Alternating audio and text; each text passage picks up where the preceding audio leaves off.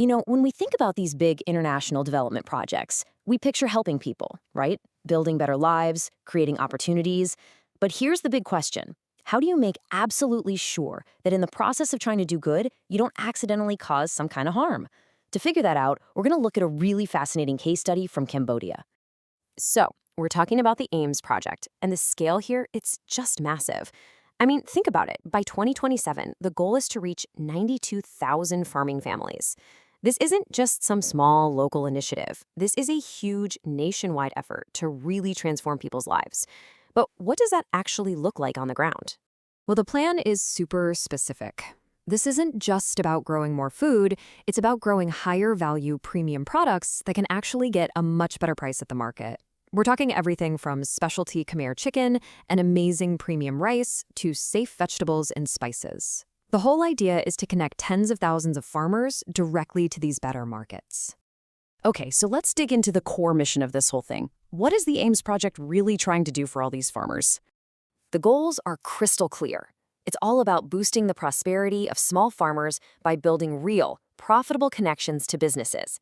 And get this, the target is a more than 30% increase in actual income for over 70,000 families. Plus, and this really shows the focus on inclusion, the project spans 18 different provinces and has a clear rule that at least half of everyone who benefits has to be women. But this is where things get tricky. A project this big, even with the absolute best intentions, comes with potential risks. You really have to think ahead about the unintended consequences.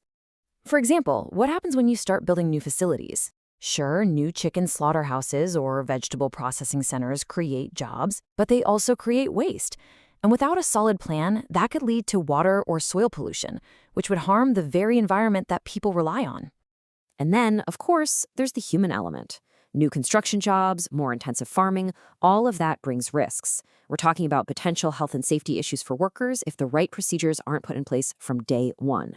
And maybe most importantly, there's a huge social risk.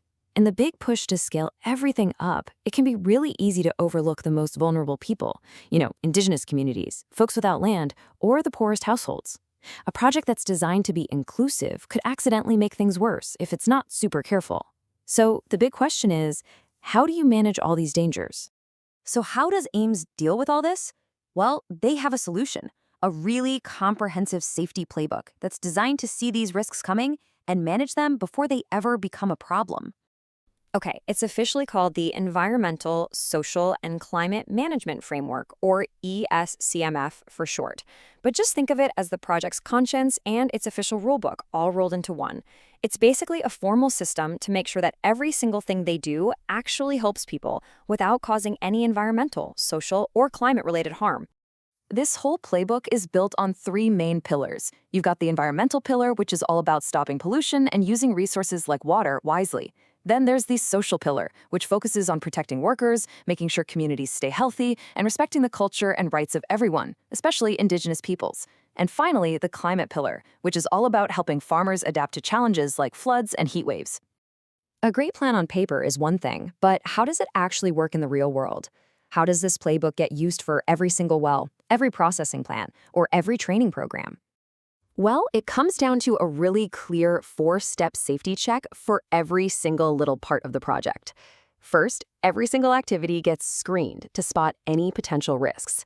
Second, a specific custom-made management plan is created to deal with those exact risks.